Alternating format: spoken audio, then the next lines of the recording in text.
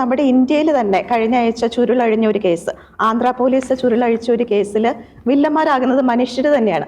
മനുഷ്യർ ബുദ്ധിയും വിവേചനാശക്തിയും വീണ്ടും വിചാരമൊക്കെയുള്ള മനുഷ്യർ തന്നെ മനുഷ്യ കച്ചവടത്തിലൂടെ മനുഷ്യജീവന്റെ വില കുറച്ച് കാണുന്ന ഒരു സാഹചര്യം നിലവിൽ ഉള്ള ഒരു അവസ്ഥ വെളിപ്പെടുത്തിയ ഒരു കേസാണ് ആന്ധ്രാപ്രദേശിൽ നിന്ന് നമുക്ക് ലഭിക്കുന്നത്.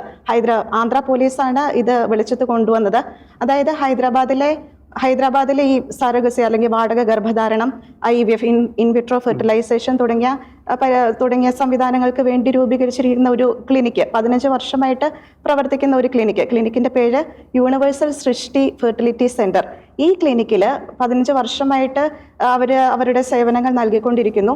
പക്ഷേ ഈ ആരോഗ്യരംഗത്തെ സേവനം എന്ന് പറയുമ്പോഴും ഇതിന്റെ മറവിൽ അല്ലെങ്കിൽ ഇതിന്റെ മറയത്ത് പ്രവർത്തിച്ചുകൊണ്ടിരുന്നത് വൻ ഒരു മനുഷ്യക്കടത്ത് ശൃംഖല തന്നെ, ഒരു മനുഷ്യ കച്ചവട ശൃംഖല തന്നെ 3 സംസ്ഥാനങ്ങളിലായിട്ട്, തെലങ്കാന, ഹൈദരാബാദ്, ആന്ധ്ര, ഈ സംസ്ഥാനങ്ങളിലായിട്ട് പ്രവർത്തിച്ചിരുന്നതായിട്ടാണ് നമുക്ക് ഈ കേസിലൂടെ കാണാൻ കഴിയുന്നത്. അതായത് ഈ സറഗസി വാടക ഗർഭധാരണത്തിലൂടെ തങ്ങൾക്ക് കുഞ്ഞുങ്ങളില്ലാത്ത അവസ്ഥയിൽ ഈ ക്ലിനിക്കിൽ ചികിത്സയ്ക്കായിട്ട് എത്തുന്ന കപ്പിൾസ്, അവർക്ക് കുഞ്ഞുങ്ങളെ സറഗസിയിലൂടെ കുഞ്ഞുങ്ങളെ കൊടുക്കുന്ന ഒരു സംവിധാനമാണ് ഈ ക്ലിനിക്കിൽ കൊടുക്കുന്നത്.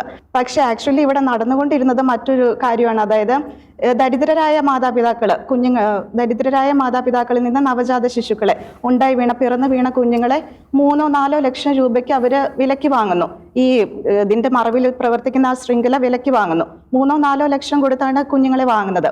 എന്നിട്ട് ഈ ട്രീറ്റ്മെന്റിനായിട്ട് വരുന്ന കപ്പിൾസ് അവരുടെ കുഞ്ഞുങ്ങൾ അല്ലെങ്കിൽ അവരുടെ ബീജം അവരുടെ അണ്ടത്തിലൂടെ ഉണ്ടായ കുഞ്ഞാണ് എന്ന വ്യാജേന ഈ മറ്റു മാതാപിതാക്കളുടെ കുഞ്ഞുങ്ങളെ മറച്ചു വിൽക്കുകയാണ്. അവിടെ ഒരു ട്രീറ്റ്മെന്റ് നടക്കുന്നില്ല, അവിടെ ഒന്നും നടക്കുന്നില്ല. എന്നിട്ട് ഈ ട്രീറ്റ്മെന്റിന് വരുന്ന കപ്പിളിൽ നിന്ന് ഈടാക്കുന്നത് 30-40 ലക്ഷം രൂപയാണ്. അപ്പോൾ ലക്ഷങ്ങളുടെ ഒരു ബിസിനസ് അല്ലെങ്കിൽ ഒരു പണക്കൊതി, ലക്ഷങ്ങളുടെ ഈ പണത്തിന് വേണ്ടി അല്ലെങ്കിൽ ഈ പണക്കൊതിയുടെ മറവില് മനുഷ്യ കച്ചവടം, അതായത് സ്വയമായിട്ടൊന്നും സംസാരിക്കാനാവാത്ത നിസ്സഹായരായ സ്വരമില്ലാത്ത ഈ നിഷ്കളങ്ക കുഞ്ഞുങ്ങളെ വെച്ച് വലിയൊരു കച്ചവട ശൃംഖല തന്നെ പ്രവർത്തിക്കുന്ന ഒരു വാർത്തയാണ് പുറത്തു വരുന്നത്.